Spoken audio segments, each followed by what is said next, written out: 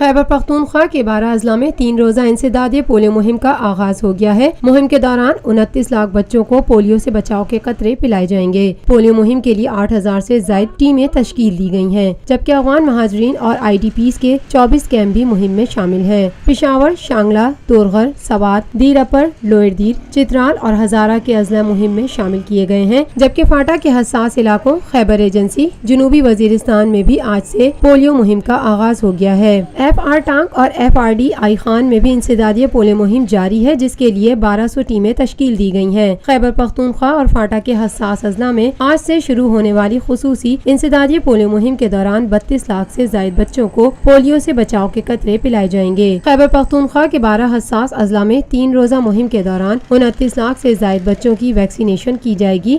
Lotus Lake Towers, a groundbreaking endeavor by Lotus Properties.